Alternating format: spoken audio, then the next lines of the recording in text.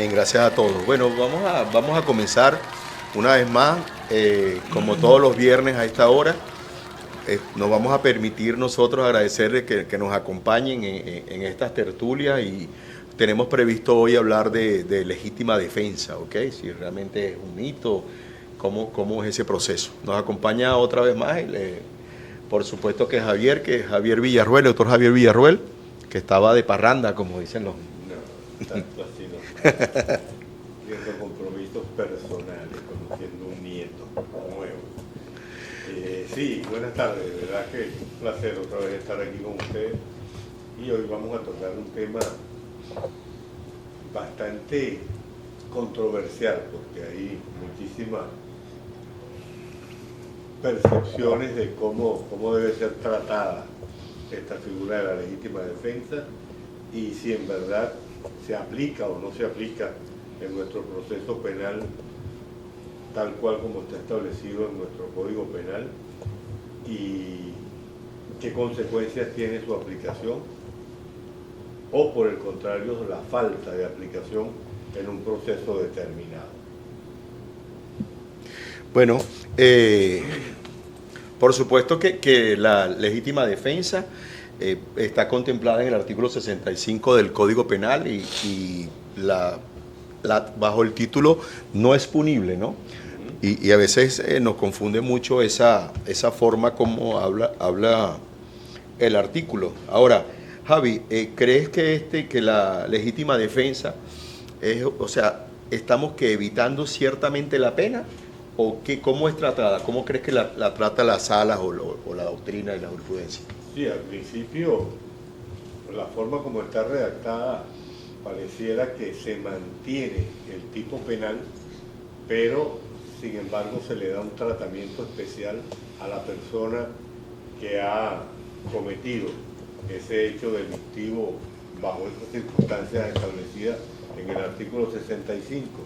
Mas, sin embargo, la sala penal estableció con sentencias reiterada que no es que el hecho deja de ser punible, que el hecho deja de ser punible, a diferencia de que es un hecho atípico, pero que se trata de una manera especial. La sala, si quieres, tú tienes una referencia allí jurisprudencial que habíamos visto antes de comenzar el programa, que prácticamente pone coto a cómo debe ser entendido la tipificación del hecho con respecto a la aplicación o no de la legítima defensa. Mientras la ubico aquí, Javi, me gustaría ciertamente estábamos hablando que la está viendo la sala como un eximente de responsabilidad, una causa de justificación. Cuando decimos que estamos justificando el hecho, y si nos vamos un momentito a la teoría del delito, que ese hecho tiene que ser imputable, culpable, o sea, de verdad, vamos a analizarla a la luz de la teoría del delito. ¿Crees, para empezar, es una acción dolosa? ¿Hay intención de cometer ese hecho? Claro, por supuesto.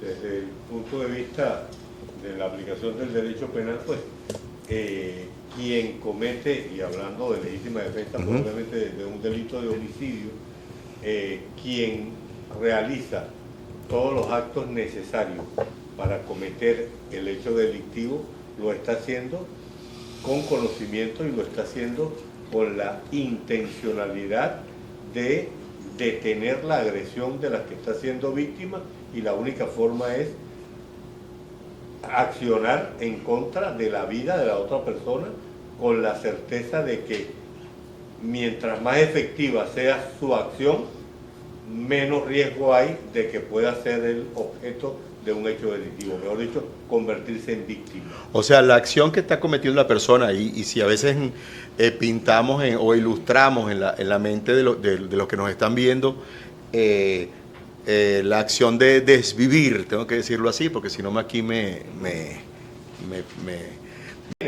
una sanción, y lo que se trata o lo que se le da a esta situación es un trato preferencial, un trato especialísimo. Y dicho de esta forma, mi conducta deja de ser delito siempre y cuando se haga en cumplimiento de los requisitos establecidos en el artículo 65.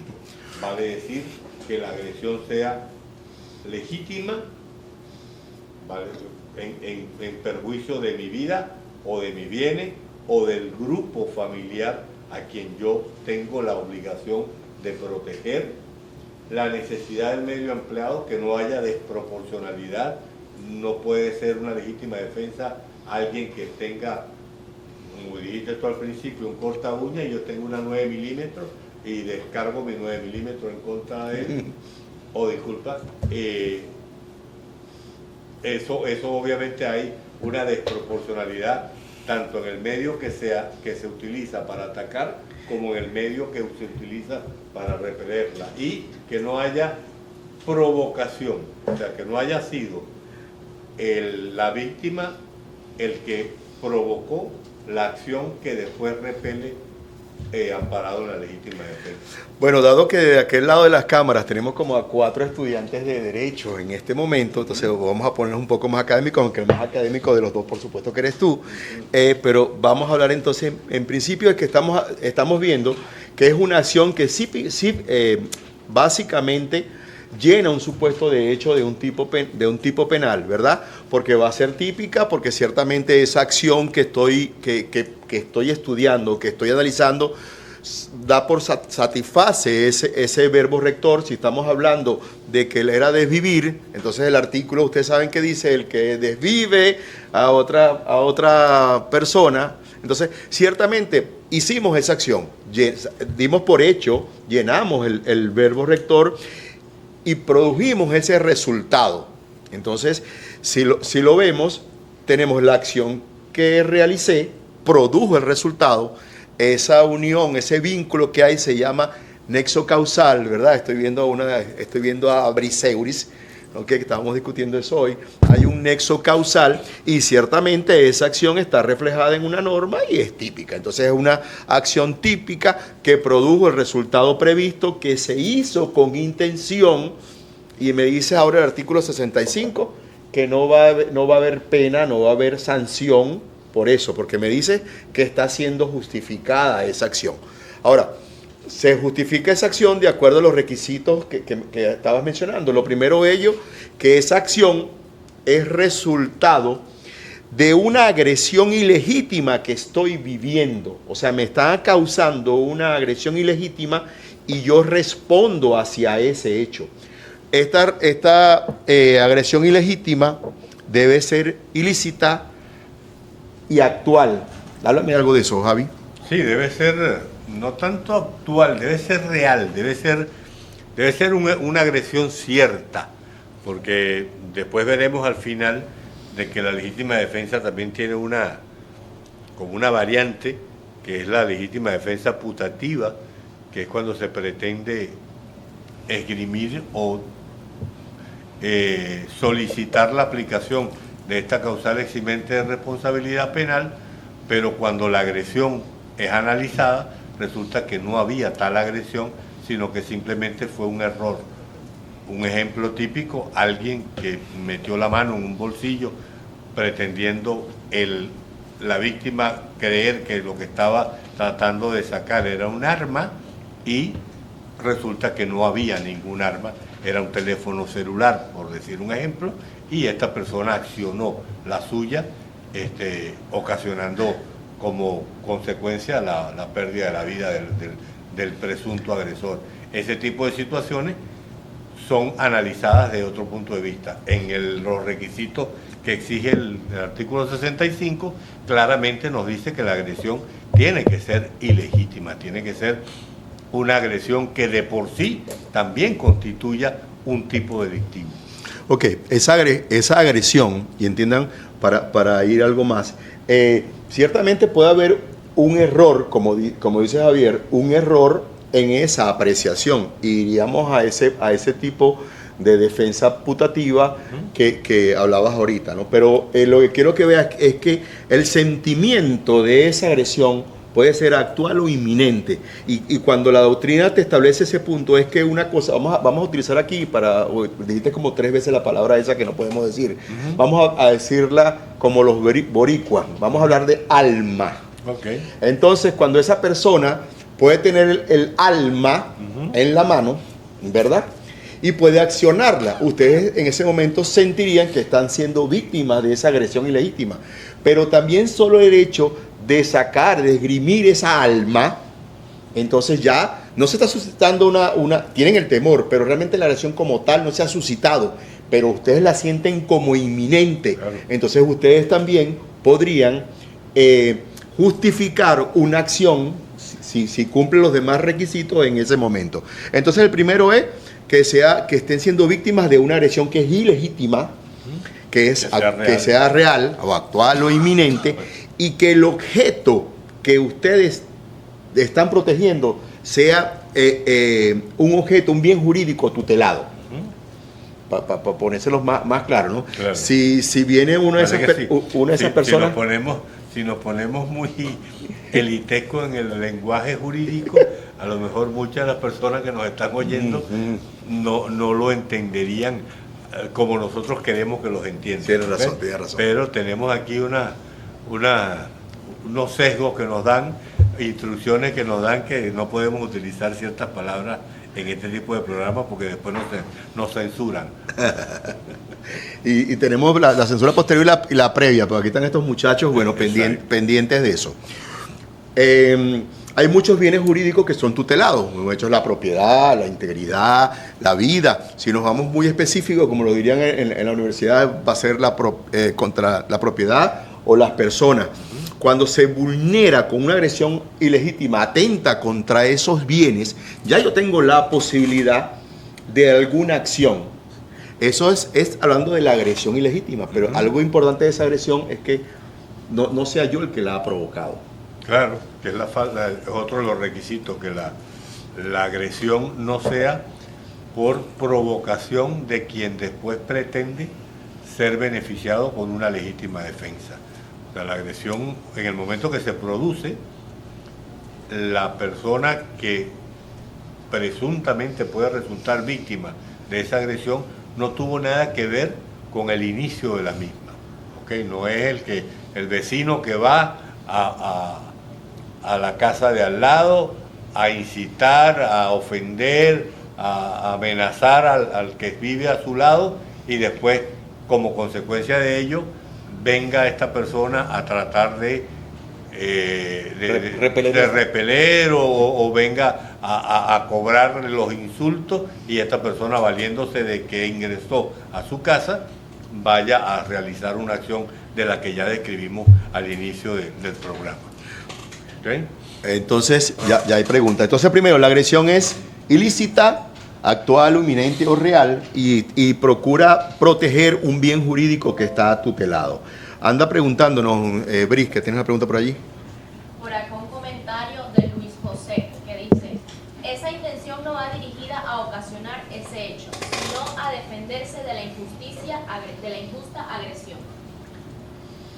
Sí, fue lo que dijimos, lo que acabo de decir ahorita, de que la acción de quien pretende beneficiarse con la causal eximente de responsabilidad tiene que ser una acción única y exclusivamente con la finalidad de defenderse de una agresión ilegítima real, ¿okay? que exista de verdad, bien sea en contra de su vida o en contra de alguno de los miembros de su familia, o voy más allá, en contra del seno familiar, del hogar constituido como tal.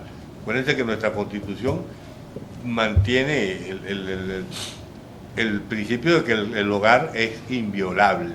Entonces, el solo hecho de ingresar a tu casa, ya estás.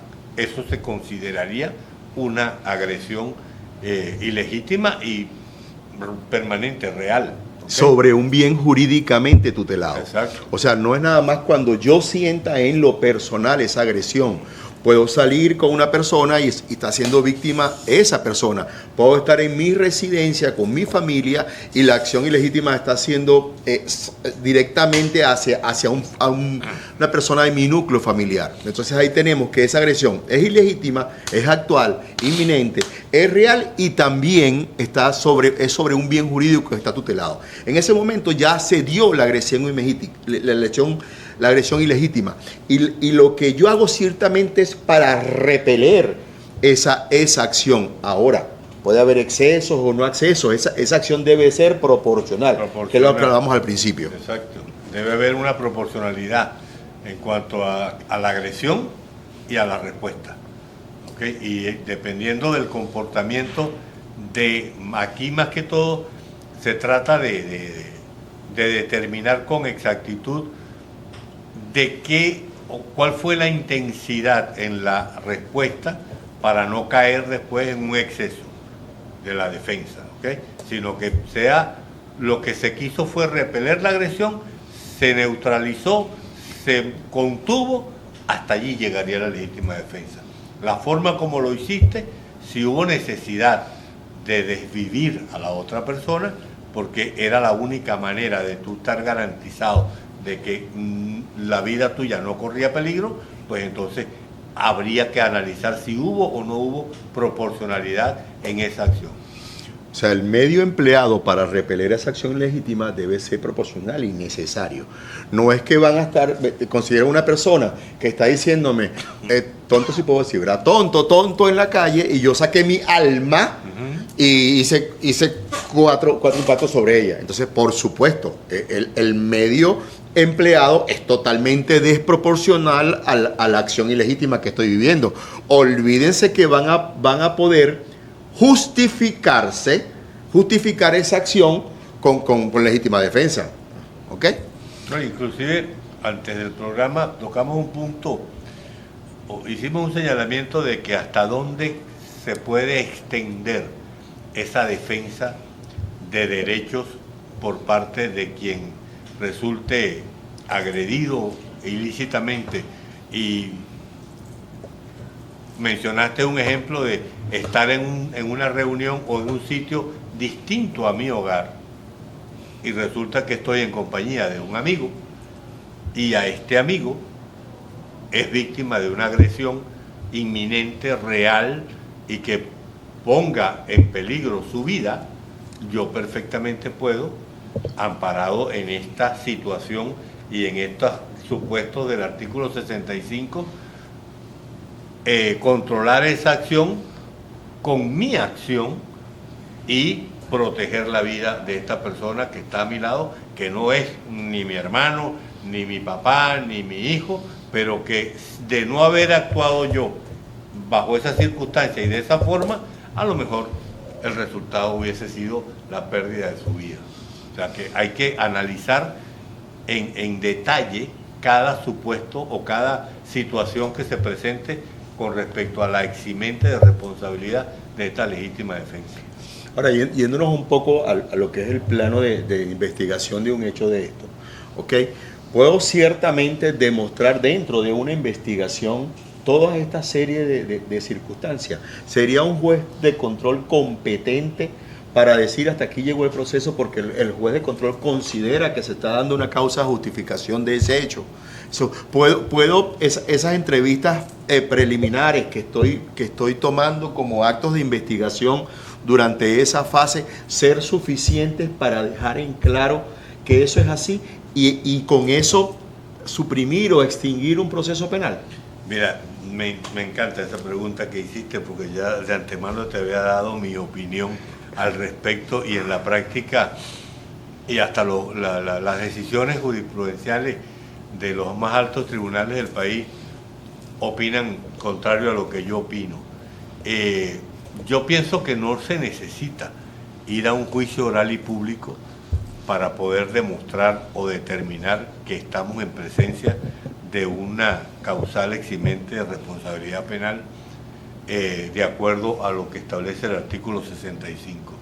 Sería muy lamentable que una persona que haya actuado amparado bajo estas circunstancias y que no haya duda alguna de que todos los supuestos de hechos están plenamente demostrados, porque ¿cuándo demuestras tú estos supuestos de hechos? En la fase de investigación. Ya cuando el fiscal ha terminado su lapso de investigación, está prácticamente con todos los elementos disponibles para presentar un acto conclusivo de sobreseimiento y eliminarle al presunto agresor, o en este caso a quien solicita la legítima defensa, el tener que estar sometido a un proceso penal. Y imaginémonos por un momento que por ser un delito grave, el Ministerio Público solicite privativa de libertad en la audiencia de presentación y lo acuse por un homicidio intencional, y que tenga esta persona que someterse a un proceso de 2, 3, 4 años para que después un juez, en una sentencia absolutoria en el juicio oral y público, determine que efectivamente sí estábamos en presencia de una legítima defensa. Yo considero que lo lógico sería que en la misma audiencia preliminar o en la fase de investigación se pueda determinar, y que el juez de control pueda determinar y establecer que estamos en presencia de una causal eximente de responsabilidad penal. Mire, vea, lo bueno siempre digo de estos programas que hacemos es que uno, en este momento de la vida, no me pesa para nada decir que puedo estar en contra de una sentencia de la sala. O sea, eso no me afoca para nada. Si no estoy en contra, trato de decirlo y trato de argumentarlo. Así como también pasa que tenemos conflicto en las posiciones que asumimos, también pasa, y eso es sumamente respetable. Ahora, la idea es que, más que decir porque yo pienso así, uno trata de argumentar en contrario, sea la que sea. Y de hecho, es parte del ejercicio, porque estamos cansados de ver sentencias de la sala que son contrarias, de la misma sala, y sentencias de la constitucional y la penal. Si ellos tienen la capacidad de no estar de acuerdo, nos pasa igual. Y voy a poner un ejemplo, porque a estas alturas de la vida, con tanto, ya con unas causas encima, uno puede tratar de ilustrar o poner las imágenes en las personas de lo que es el hecho. Si tengo por lo menos una experticia médica, ¿ok? Que dice que sí, que una persona estuvo a punto de ser, ¿cómo puedo decir? Ultrajada, si puedo decir, ¿verdad? Ok.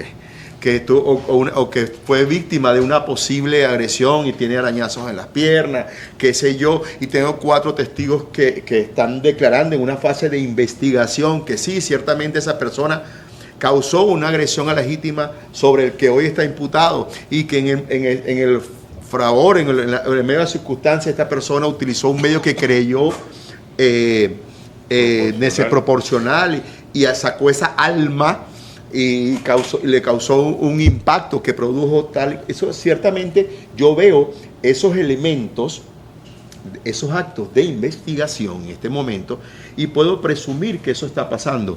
Y me gustaría mucho si un fiscal lo hiciese. Ha pasado, lo he visto, me ha pasado.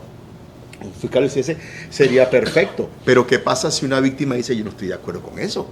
Porque hay otra parte del cuento que quiero echar, porque en esa audiencia preliminar, ¿verdad? Llega y él dice que quiere ofertar a 6 testigos más, y esos testigos no forman parte de la investigación, pero son propicios para ir a juicio.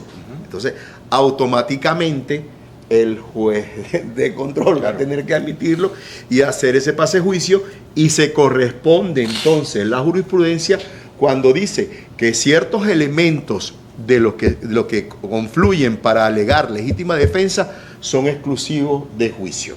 ¿Ok? Entonces va a depender, a veces siempre depende de la forma como uno actúa durante el proceso. Y de cada caso en particular. Y de cada causa en particular. A lo mejor habrá investigaciones donde no hay víctima que quiera hacerse parte, o que se haya hecho parte, o que solicite ese tipo de pruebas.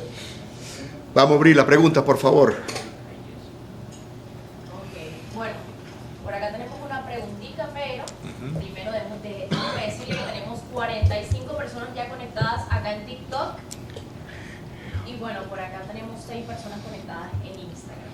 Ahora, la preguntita la hace Omar Calderón. Estuve detenido 6 meses en un caso de lesiones graves cuando me defendía en una agresión. ¿Puedo demandar? ¿A quién quiere demandar?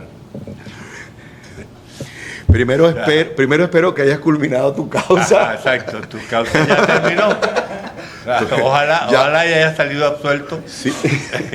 Si tienes un sobreseimiento, un sobreseimiento por el ordinal primero que dice que el hecho no se realizó, que no es atribuible a tu persona, ya estás en vía a eso. Pero eso deviene de alguna denuncia o fue parte de un procedimiento.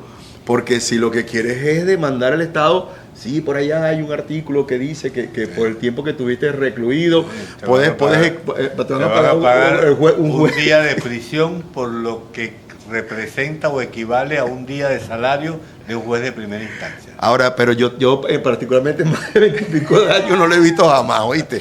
Okay. Y ese tipo de acciones, de verdad que yo las he visto en 43 años que tengo de ejercicio y con el código como desde el 2002. Jamás he visto una acción de ese tipo. En Margarita sí la vi y fue un extranjero que fue acusado por un tráfico de droga. Estuvo, de esas sustancias. Tráfico de sustancias.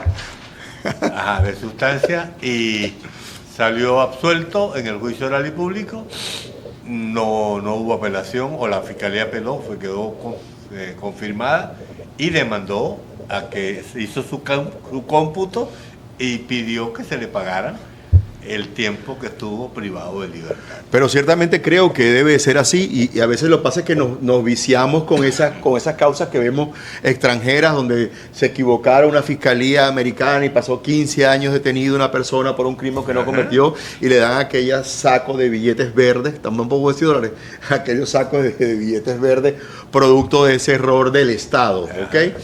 Y tenemos que ver que hay dos cosas distintas. Cuando el error viene del Estado, que fue el fiscal por un hecho notorio que comenzó una investigación, lo llevó a cabo y se equivocó o no estaban llenos los supuestos completos, o ciertamente hay una causa de justificación, como sé lo que estaba comentando él, o ese proceso deviene o dio inicio por una denuncia de una persona que fue infundada. De repente por ahí es mucho más factible conseguir ese resarcimiento que buscan. Y acuérdense que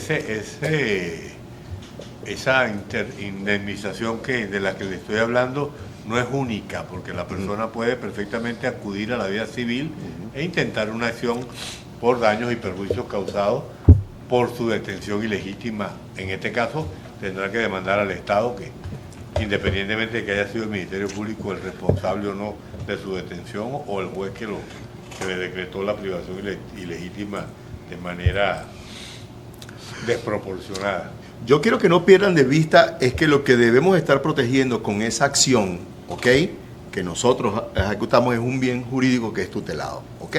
Eso en principio. Y debe ser proporcional el medio empleado y no haber nosotros provocado esa agresión ilegítima que estamos sintiendo, que nos estamos viendo afectados. Ahora, cuando hay excesos de esa defensa, cuando la persona lo que sacó fue un corta uñas, yo saqué aquella alma, .40 y hice que esa ojiva saliese disparada por ese cañón 3 veces, ¿ok? Puede haber un exceso en ese ejercicio de defensa. Entonces el artículo 66 habla más o menos de esto. El que traspasa los límites impuestos por la ley, en el caso del numeral 1 del artículo anterior, y sería aquí el 2, el derecho de defensa, ¿ok? O el 2, el que se excediera en la defensa en los medios empleados para salvarse del peligro grave e inminente, haciendo más de lo necesario, será castigado con la pena correspondiente disminuido de 1 a 2 tercios. Entonces quiere decir que ciertamente si yo fui víctima de una agresión ilegítima con ese corta uña, ¿ok?, y la persona empieza 2 o 3 veces a tratar de agredirme con eso, yo saco un elemento que es desproporcional y hago uso de él y causé ese acto donde repelo esa acción, pero me excedo en la defensa, y si esa persona quedó desvivida, yo voy a ser penalizado por esa acción, ¿ok? Pero solo de un tercio a 2 tercios, o sea que voy a cumplir, voy a ser sancionado por ese hecho. Claro. No así en la legítima defensa pura, donde ciertamente es una causa de justificación y no voy a ser sancionado por eso. Sí, y lo importante que hay que acotar aquí es que estos requisitos del artículo 65 deben darse de manera conjunta para que se pueda otorgar la legítima defensa. Si falta alguno de ellos, obviamente estaríamos hablando, como en el caso que está mencionando José, o de un exceso o de una disminución de pena, ¿ok? Como una atenuante, pudiera ser entendida. Pero para que pueda haber legítima defensa hay que cumplir con todos y cada uno de estos requisitos de manera conjunta, ¿ok? Para que más o menos al principio del Código Orgánico Procesal Penal, que estuvo en vigencia desde el 99, teníamos aquellos juicios con escabino, que era algo así que se asemeja a esos juicios de jurado que vemos por la tele, ¿no? Nosotros nada más teníamos, esos eran 2 escabinos y teníamos a un juez colegiado. Entonces técnicamente eran 3 jueces. Un juez escabino, el juez colegiado, el abogado, y 2 jueces que venían de la ciudadanía. Yo siempre me imaginé lo que sería esos jueces en sala, tratar un punto de legítima defensa.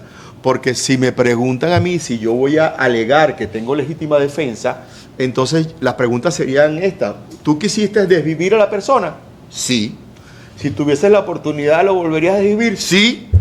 ¿Y volverías a sacar esa alma y impactaría? Sí. Y todo ese montón de sí. Y si esa persona escucha eso, diría, bueno, te lo van a condenar por el tipo de que desvive a las personas. Pero ciertamente tendrías que convencer después que sí.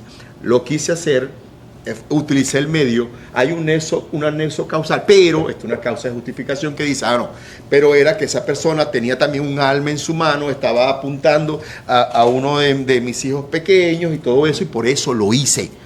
Pero realmente tengo que satisfacer el tipo penal. Te juro. Tengo que satisfacerlo. Y satisfacerlo es decir que tengo intención, que lo hice, que mi acción es la que resultó, o sea, lo que condujo a ese resultado. O sea, que yo ciertamente en ese momento, por el estado que estaba viviendo, sí lo quería desvivir y saqué esa alma con ganas de desvivirlo, pero esa persona no va a ser, es una causa de justificación y no va a haber sanción. Sí, pero es que precisamente si no se demuestran los requisitos del artículo 65, estaríamos en presencia simplemente de un homicidio intencional. Perdón, de un delito intencional. De un delito intencional. ¿Okay? Entonces, hasta pudiera ser hasta agravado, ¿ok? Por la forma como se cometió. Pero tocando el tema de los escabinos, a veces resulta, o resultaría, en este caso, un poco cuesta arriba convencer a 2 personas que no tienen conocimiento jurídico de estas circunstancias especiales de tratamiento de un delito que además estoy reconociendo que lo cometí y que tuve la intención de hacerlo y que me encantó el resultado de mi acción, que es la única manera que yo tenía y logré de proteger a los míos y protegerme yo. O sea, pareciera que a veces resulta hasta chocante que yo en un juicio diga, sí, verlo allí me tranquilizó, ¿ok? Y así yo es la única forma de que yo pude dormir tranquilo, de que efectivamente mi familia estaba protegida, era porque esta persona ya no estaba... Ya quedó en plano horizontal. Exacto, ya no representaba un riesgo para mí y mi familia. Entonces, a veces no es fácil que un escabino te entienda esas posiciones y después que tenga que resolver y decidir, aplicar la ley cuando precisamente una de las cosas que se le exigen a un escabino es que no tenga ningún tipo de conocimiento jurídico. Es más, ni los estudiantes de Derecho podían ser escabinos según las exigencias del Código Orgánico Procesal Penal. Entonces me parece que es algo como que, si bien es cierto, la idea era permitir que la sociedad participara en la administración de justicia, no sé si por lo menos en países donde sí están los jurados constituidos, esto es una causal para eliminar a un jurado que tenga estudios jurídicos. Yo pienso que debería ser todo lo contrario, porque si tú tienes estudios jurídicos a lo mejor te facilitaría más hacer el trabajo de escabino que desconociendo totalmente. Esto tiene una explicación porque, según los juristas que hicieron el código, dicen que los escabinos solo conocen de hechos, no de derecho. Lo único que estaban ellos obligados a decir es: ¿a usted le parece que este señor es culpable? ¿Sí? No. Y te iban a decir que sí esos dos. Exacto, sí es culpable. ¿Sí o no? Si dijo que lo hizo, hermano. Lo dijo, yo lo escuché. Exacto. Y tenían ya probó la culpabilidad. Y solo entonces, imagínense que ya tenían esos dos votos concurrentes, Exacto. esos dos escabinos que pasaban. No, ya y solo tenía, ya está listo, ya eran 2 contra 1. Y entonces uno. venía el juez colegiado únicamente que imponer la sentencia. No, y a veces era una situación incómoda para el juez profesional, porque como estos no tienen ningún conocimiento jurídico, el juez profesional tenía que hacer primero la sentencia condenatoria y después tenía que salvar su voto. O sea, tenía que hacer 2 sentencias. ¿Ok? Y se vieron casos, de verdad que ahí creo que fue donde comenzó a estudiarse bien si valía la pena o no el tener jueces con jurados, porque casi siempre eran causas muy problemáticas con sustancias en grandes cantidades y donde los escabinos absolvían y el juez profesional no le quedaba otra que salvar el voto. Claro. Por supuesto que eso es parte de la forma que vemos de los procesos penales en países, o sea, en extranjeros, que bueno, que y le funciona y respetamos que le funcione, aunque tiene muchas aristas que ciertamente también juegan en función de eso. Mira, ve, pero ese artículo 65, y capaz me van a decir que me estoy escapando del tema, el artículo 65 del Código Penal no únicamente habla de la legítima defensa, también tiene otras causas de justificación. Y vámonos por ordinales, Javi, que la primera es el que obra en cumplimiento de un deber en el ejercicio legítimo de un derecho, autoridad, oficio o cargo sin traspasar los límites legales. Sí, ¿Okay? es el típico caso del funcionario que está en la obligación de actuar y de hacer uso de almas, como tú dices, a la hora de que se presente una situación, esgrimiendo que la acción que realiza está justificada porque está en el ejercicio de un ejercicio legítimo de un deber que es proteger a los demás. O sea, ¿Okay? el funcionario que tuvo que esgrimir su arma orgánica y de reglamento y combatir a una persona, a un delincuente. Pero también tenemos a los boxeadores. No solo un delincuente, a veces este ejercicio legítimo pretende ser protegido su acción por una presunta agresión ilegítima de quien resultó víctima de su acción. Entonces, a veces, ejemplo, una alcabala donde una persona no vio o nunca pensó que tenía que detenerse y siguió, y el funcionario pues hace uso de esa alma de la que tú mencionas y acaba con la vida de otra persona, y no era como para llegar a esos extremos. O sea, a veces estos excesos o estas actuaciones hay que ser muy bien analizadas para ver si entran dentro de esta causal eximente de responsabilidad penal. Por lo menos en el caso también de los boxeadores, si esos boxeadores en el uso de ejercicio de su oficio, ¿verdad? Y resulta que cayó abatido en ese ring y causó el desvivir de la otra persona, ok, estaría bien, él podía decir: yo me voy por el cumplimiento debido, pero cuando revisamos el guante del compadre, tenía algo de metal allí. Una manopla. Una manopla dentro del guante. Entonces ya va, compadre. Entonces ya no va a hacer eso porque ciertamente traspasó los límites legales, y entonces en consecuencia sí se va a ganar el tipo ese de desvivir la gente. ¿Ok? Oye, hay otras situaciones, hasta ahora muy pocos se han visto, pero por ejemplo en partidos de fútbol se ven agresiones físicas que nada tienen que ver con el desarrollo del partido. O sea, no es una agresión típica de un jugador contra otro. Aquí recientemente hubo una trifulca feísima en un partido en Brasil entre Cruzeiro y Atlético Mineiro, donde hubo 23 expulsados. Imagínate tú, Wow. 23 expulsados es porque ahí no quedó nadie sin lanzar un golpe, o por lo menos si no lo hizo, se arrepintió después de no haberlo hecho, porque esa era la oportunidad para haberle dado un golpe a quien él tenía ganas de dar. Entonces, estos hechos, vistos de esta manera, desde la luz de esta causal de eximente, a veces no puedes esgrimirla porque la agresión no fue como consecuencia de una acción de fútbol.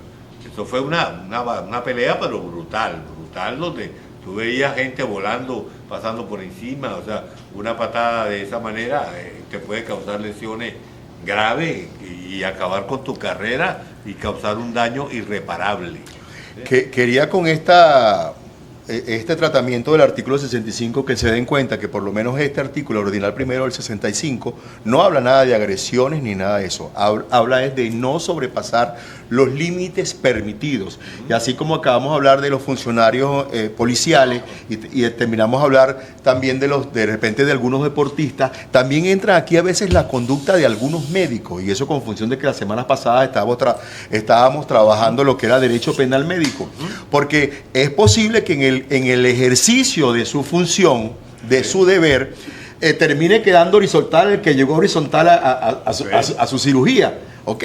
Y siempre y cuando no sea demostrado que es causa de una violación de un deber de cuidado o un deber de responsabilidad o de una misión, esa persona que quedó desvivida no va a tener repercusiones penales. ¿Y por qué? Porque ciertamente es una causa de justificación haber entrado en ese quirófano en ejercicio de sus capacidades médicas, ceñido a los protocolos de que tienen que ver en una operación, y se resultó una persona desvivida. Eso tampoco sería excluido porque tiene una causa de justificación dado a su capacidad y las circunstancias, además de que estaba en posición de garante y todas las cosas que conversamos en las semanas previas. ¿Qué pregunta tienen por allí, muchachos? Hay un comentario. Hay un comentario que dice: Jacobs, teoría del riesgo permitido, pero no en el supuesto de el hierro en el guante. Y Ganesha le dice: saludos, doctor. O sea, ¿cuál de los dos? Gracias a los dos. A los dos. Gracias a los dos. Sí, ciertamente es una teoría del riesgo permitido en el caso de los boxeadores, ¿ok? Lo otro sería algo donde yo tengo una forma que a veces me llaman fastidioso las personas con que les digo que para considerar que hay delito tiene que haber reproche. Y hay reproche cuando creemos que alguien sobrepasó sus límites, no omitió sus deberes. Y es justo por ahí, esa acción es la que empiezo a evaluar para ver si satisface o no satisface el tipo.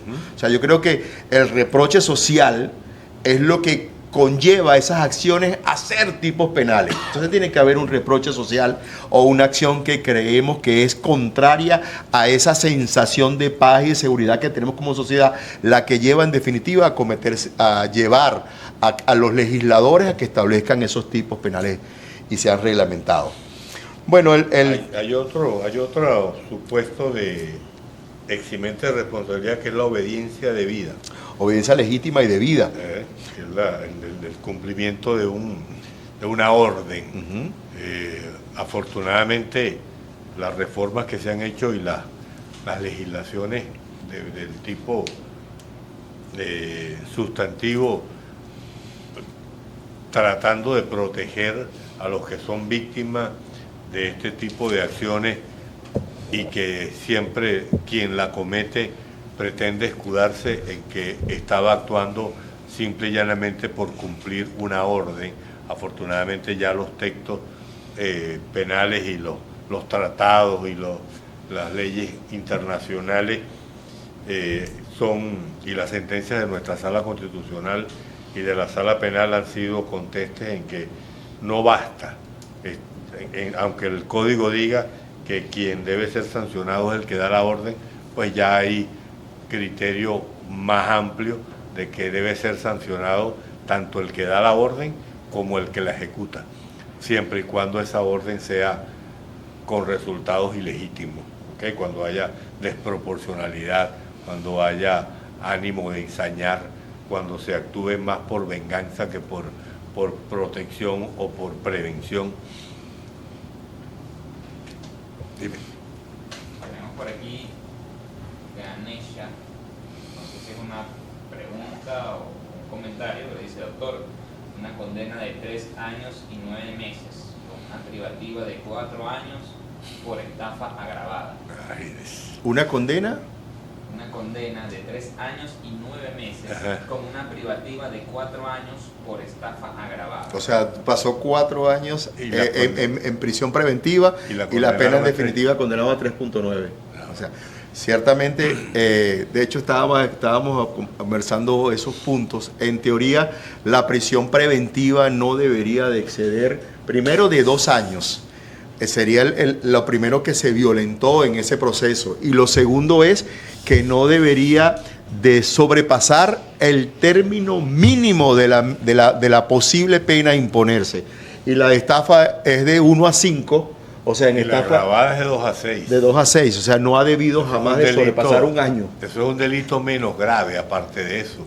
Y los delitos menos graves, la pena privativa de libertad está prácticamente erradicada de esos procesos, salvo cuando haya contumacia o rebeldía. Es la única manera de que una persona imputada por ese hecho pueda ser objeto de una medida privativa de libertad. No, o sea, que ahí faltó defensa. Defensa, y espero, viendo el punto, espero que haya logrado la cautelar antes y no haya... porque por lo que dice, obviamente tuvo 3 años, 9 meses condenado, o sea, lo condenaron a 3 años, 9 meses y estuvo 4 años privado de libertad. Pues obviamente ahí nunca hubo una medida cautelar. No hubo una medida cautelar. No, Imagínate que... ni una revisión de medida privativa, ni amparo, ni nada de eso. Bueno, espero, realmente no quisiera ni que haya sido la defensa pública ni la defensa privada, pero si fue la defensa privada es mucho más criticable. Sí. ¿Ok? Bueno, no había tenido una de esas así. Bueno, Y hay otra de las causales de eximiente de responsabilidad que está aquí de última, que es el estado de necesidad. Y ve que a veces la nueva doctrina incluso llega a ver la legítima defensa como un estado de necesidad, ¿no? Estos días me pasó un show con un profesor que estaba comentando ese punto, que el estado de necesidad, háblame del estado de necesidad, que tú eres más dogmático. Sí, el estado de necesidad es cuando uno comete un delito menor para preservar o proteger un bien jurídico tutelado de mayor entidad. El típico ejemplo de quien rompe una propiedad, rompe una pared, rompe una puerta o rompe un carro para sacar del vehículo a alguien que está en riesgo o que su vida esté en riesgo. Entonces, ese tipo de actuación se permite que infrinja la norma para causar un mal mayor. Entonces, el hecho de salvar la vida a alguien por cometiendo un delito menos grave, el Estado como que le da menos importancia al delito menor cuando se haya realizado bajo estas circunstancias, bajo estas premisas. Yo tengo un ejemplo siempre más drástico, ¿ok? Y es que, es más, creo que fue el mismo que me dieron en la universidad en 1903 más o menos, ¿no?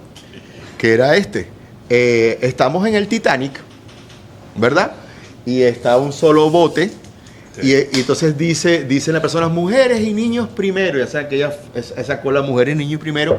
Y vengo yo y tiro por la borda todas las mujeres y niños primero y me monto yo porque es el único bote que está libre. Entonces yo lo que sobrepuse fue mi vida, mi derecho a la vida contra el derecho de los demás.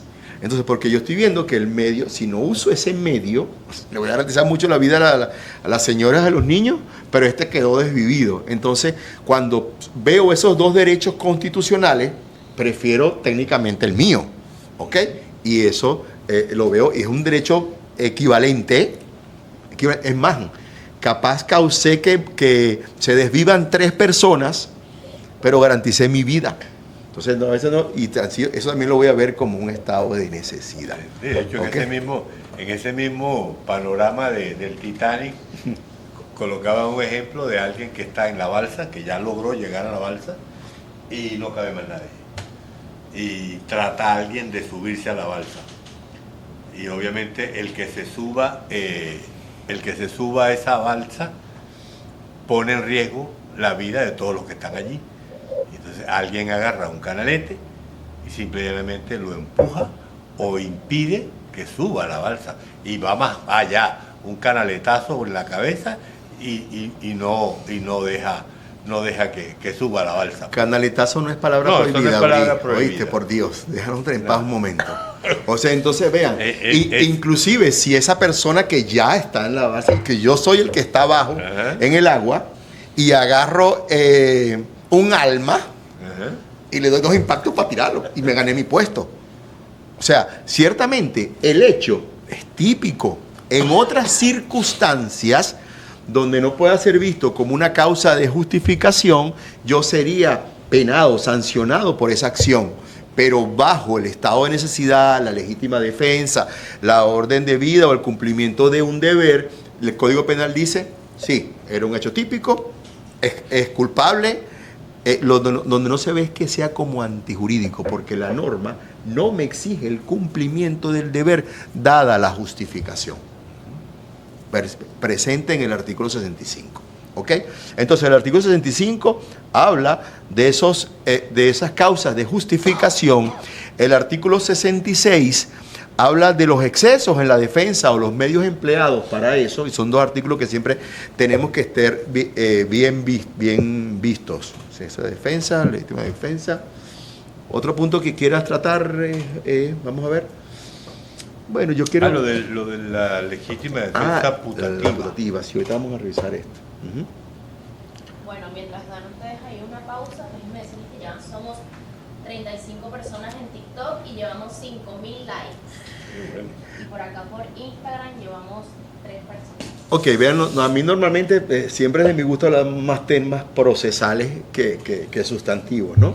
Pero, o sea, después agarra la gente y dice que no tocamos puntos de derecho sustantivo, Sí. entonces los traemos y a veces como que son menos asequibles a la gente. Ahora, exceso de la defensa, falta de provocación suficiente, proporcionalidad, todos esos puntos los hemos tocado. Ahora, ¿qué pasa cuando no estoy siendo víctima de una agresión legítima, sino que creo que estoy siendo víctima? Eso entramos dentro de lo que del supuesto de la legítima defensa putativa, que es presumir que voy a ser objeto de una agresión, más la agresión no se ha materializado, no se ha hecho real, ¿ok? Más para mí, yo considero que sí, o sea, yo la siento así y actúo para repeler esa agresión o esa acción que hasta ahora solamente existe en mi mente, ¿ok?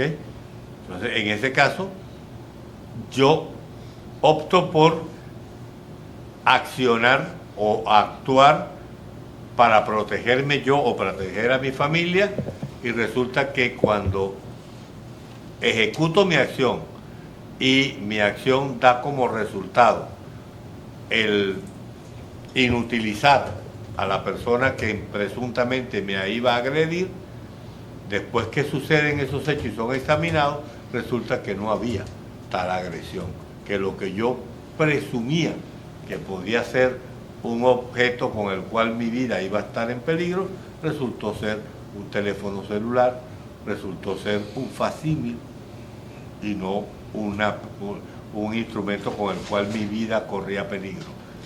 Ah, pero no, hay preguntas. Pregunta, Bri.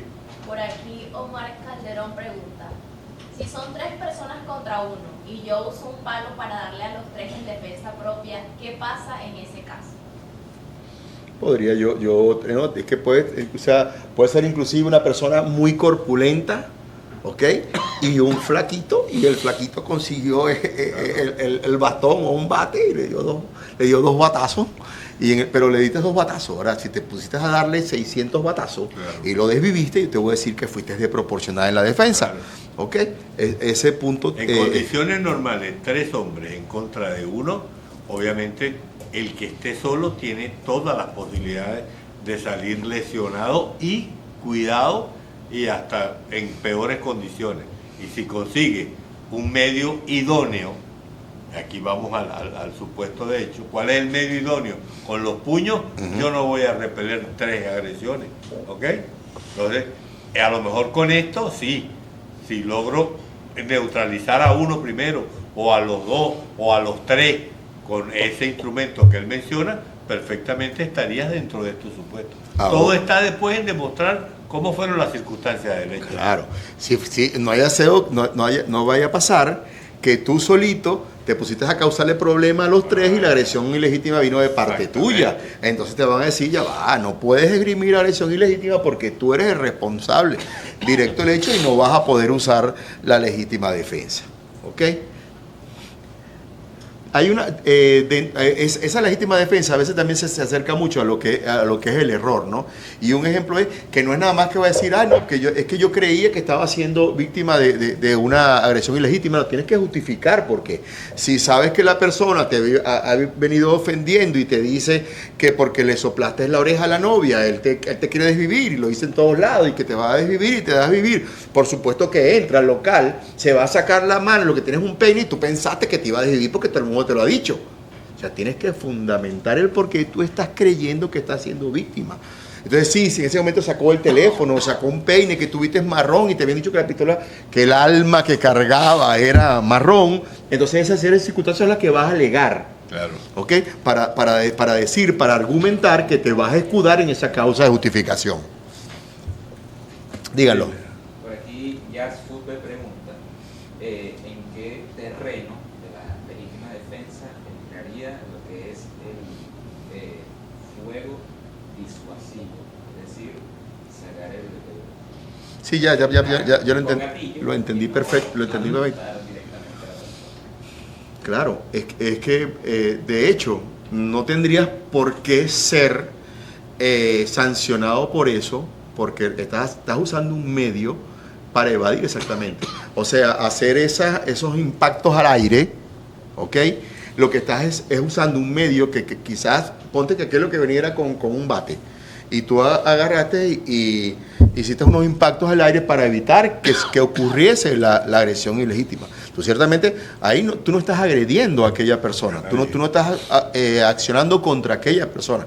Ahora, que después te vengan a imputar por uso indebido de arma de fuego y otras cosas, y quizás un porte ilícito porque no tienes ahorita la circunstancia para tener, o sea, te ganaste tus imputaciones. Sí. Ahora, y rogarle a Dios que ese proyectil no haya dado en la humanidad de una persona que estaba en un balcón sentado tomándose un café, y esa consecuencia te la atribuyan después. Y por imprudencia te toque también un culposo. Yo tuve, cuando yo estudiaba en la universidad, me fui de vacaciones en diciembre, y cuando regresé en enero, una de mis compañeras la encontré en silla de ruedas, y era porque el 31 de diciembre, el típico cañonazo, su papá se asomó al balcón para destapar una botella de champán, y en el momento que destapó el corcho, recibió el impacto.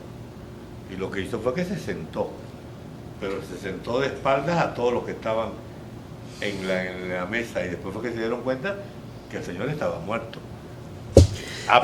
Estaba desvivido. Y tienen que entender esos tiros locos, que se les olvida la ley de gravedad, que todo lo que sube va a descender, y no sabemos dónde va a descender.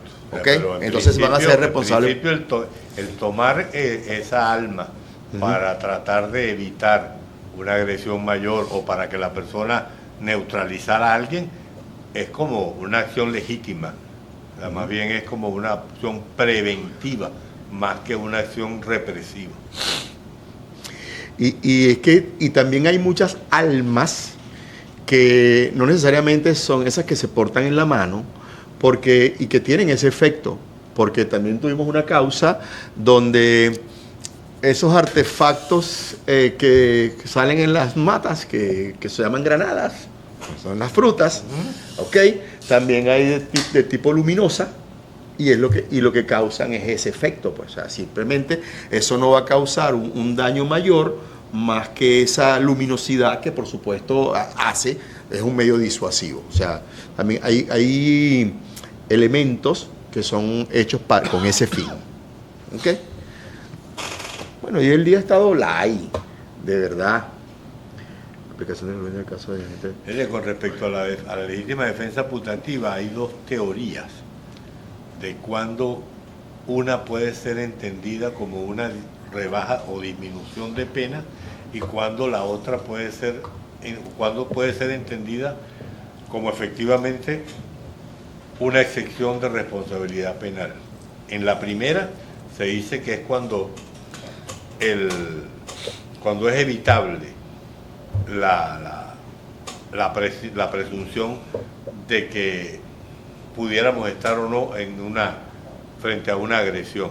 Si yo puedo limitar mi acción a verificar primero qué tan real o no es la agresión, pudiera ser que yo con mi accionar pudiera considerar una rebaja de pena.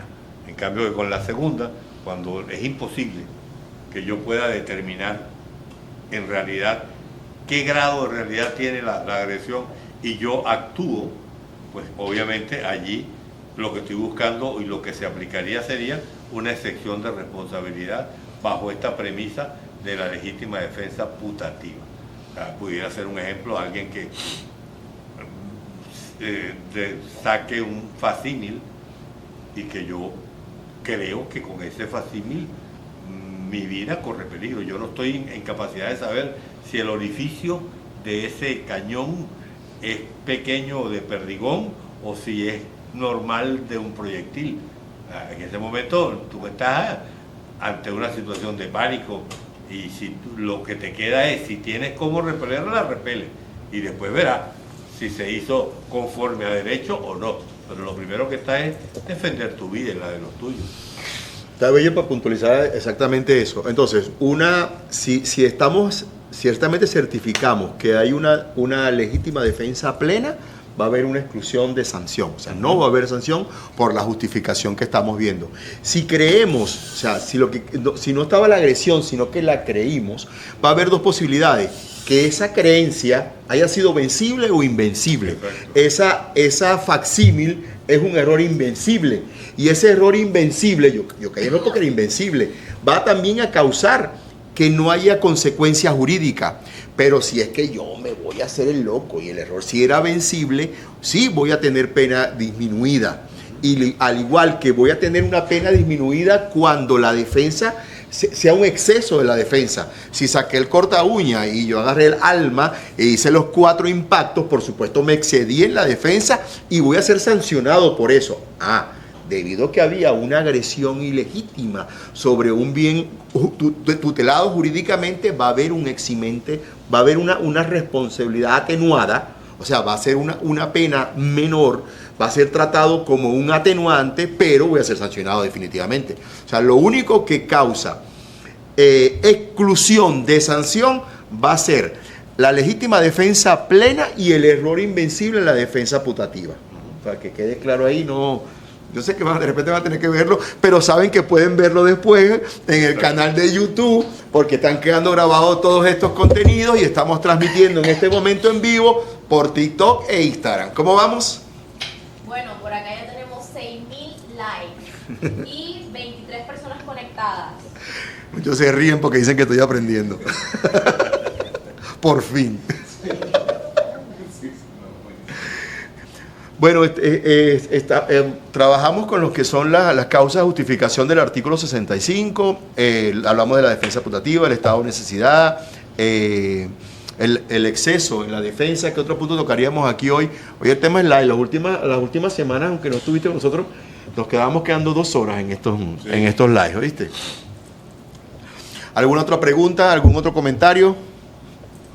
Porque si no, déjenme decirles... Bueno, por acá Lenin Vargas les manda saludos. Gracias, Lenin. Crean que para nosotros ciertamente es un trabajo adicional hacer esto y ponernos los viernes a las 5 de la tarde después de tantas horas de oficina y de academia, porque también nos toca de vez en cuando ponernos en esto, pero ciertamente nos da mucho gusto que ustedes sean, que nos acompañen. Yo no sé, de verdad, habrá que echar un chiste de vez en cuando como para que justifiquemos eso, ¿no? Y que nos acompañen en estas diatribas. Por acá Cassandra dice, buenas tardes desde Maracay, Estado Aragua, muy interesante el tema. Así es. Teníamos rato que no tirábamos hablábamos algo de derechos sustantivos, ¿verdad? Y si tienen algunos temas que quieran, de los que toquemos eventualmente, nos los van diciendo, tanto por las redes sociales como... ¿Ok? Bueno, Lenín Vargas dice, escuchando por primera vez su contenido. Omar Calderón dice, felicitaciones, excelente programa, Dios los colme de millones de bendiciones cada día. Amén. Y por acá Ganesha dice, doctor, eres muy inteligente, me refiero al doctor de la camisa blanca que lo sigo siempre. Ay, Dios mío. Ya sabes. Gracias. José Antonio Marín Figuera, oye, creo que me quité la camisa blanca. Yo no soy celoso. Nos agrada mucho que de verdad que sigan el contenido y cuéntame, porque tengo ganas de... Today is free day. Y por acá por Instagram tenemos a Carmen que dice, muy interesante, gracias por tanto conocimiento. Javi. Lenín Vargas, Ujú. soy fotógrafo forense, experto en manejo de cadena de custodia. Ah, con razón te cae tan bien. Claro, perfecto. Ese es uno de mis temas. La investigación criminal es uno de mis temas favoritos. Aquí todos somos litigantes y gracias a Dios todos nos unimos para tener una competencia completa, pero a mí por lo menos la investigación me apasiona mucho porque ciertamente creo que es donde se soluciona todo. Primero investigamos y después hacemos respetar la resulta de la investigación. Este es parte de un todo. Listo. Bueno, si no hay más preguntas, les agradecemos que nos hayan acompañado. Javi. Sí. Me disculpan que este tono de voz no es el mío normal, es producto de la gripecita, pero bueno, agradecidos por la invitación y gracias a ustedes por ser tan consecuentes con estos lives que gustosamente hacemos para ustedes. ¿Ok? Bueno, gracias a todos y por permitirnos irnos temprano hoy. Y bueno, como dice por ahí uno de los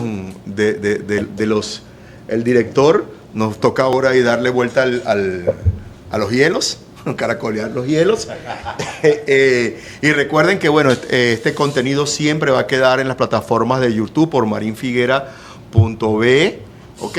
Y están nuestros usuarios de Instagram, marinfiguera.be y javillarroel05@gmail. entonces por ahí, por favor, siempre estaremos en contacto. Gracias por acompañarnos, pues. Hasta la próxima. Andiamo.